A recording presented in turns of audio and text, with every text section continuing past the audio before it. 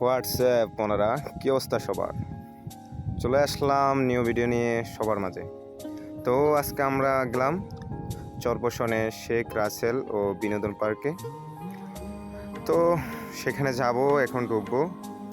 তার আগেই একটা ভিডিও শুরু করলাম, আর ভিডিও শুরু করেই তারপর ঢুকতেছি আর কি। আর আজকে আমরা গেলাম হইলো আমি, কাকা এবং সুলাইমান, আরও আছি আমরা, আমাদের টিম আছে আর কি। আর ঢোকার আগে এই পাশে দেখেন টিকটকার, মানে যেদিকে যাই শুধু টিকটকারের শেষ নাই। বাংলাদেশটা এখন টিকটকের দ্বারাই চলে, আর টিকটকাররা নাকি কন্টেন্ট ক্রিয়েটারও হয়, তারাই সব এখন দেশটা চালাই তারা। যাই হোক, এখন টিকিট কাটতে হবে ভিতরে ঢুকতে হলে। টিকিট কাটতেছি, তারপরে ভিতরে ঢুকবো। আর পার্কে ঢুকলে তো মনে করেন বেডি মানুষের অভাব হয় না, দেখি দুই একটা মিল করা যায় কিনা। আমার লাইফে তো এমনিতেই বেডি মানুষ নাই, যদি মিল করতে পারি তাহলে তো হইলই। আর বেডি মানুষ আম করে চয়েসও করে না। আর যে কোনো পার্কে গেলেই সবসময় দেখি কাফল আর কাফল, মানুষের কাফল দেখতে দেখতেই দিন যায়। মানে নিজের যে একটা কাফল লাগবো ওইটা কারো বাবার সময় নেই। নিজের ভাই আমাদেরও তো একটা কাফল দরকার নাকি? আমাকে ওর দিকে কেউ তাকাও তাইলেও তো হয়। মানে এমন চেহারালে দুনিয়াতে আইছি, কেউ তাকান তো দূর কথা, দেখলে ভুল করে যদি মানে চোখে চোখে নজর পড়ে যায়, মানে বেটকি মারে আর কি। মেয়েরা তার আবার বেটকিতে একটু চেতা।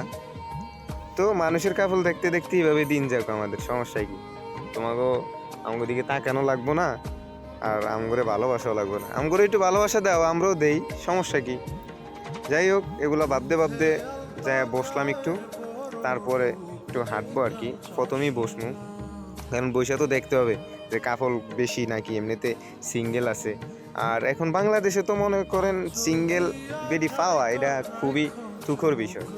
বাংলাদেশে সিঙ্গেল মানুষ পাওয়াটা খুব কঠিন থেকে কঠিন।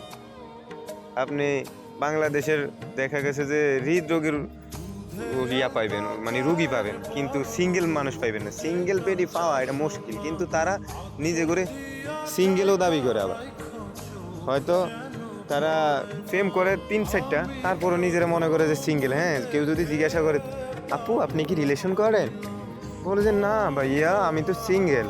মানে তাদের যদি 20টাও থাকে বা তারপরও নাকি তারা সিঙ্গেল থাকে।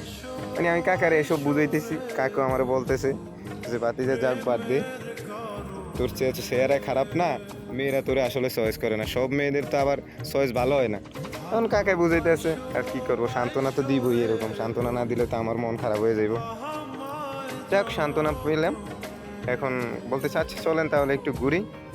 তো পার্কটারে একটু ঘুরতেছি আর দেখতেছি সব বেডি আর বেডি, মানে সব কাফল আর কি। মানে আমাদের জন্য যে দুই একটা লাগবো এটা কারো মাথায় নাই।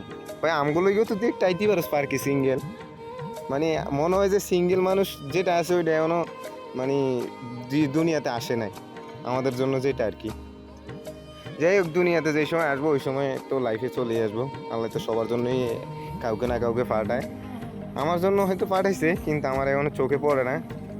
হয়তো খুব তাড়াতাড়ি পড়বো, অপেক্ষায় থাকি। অপেক্ষার ফল একটু মিষ্টি হয়।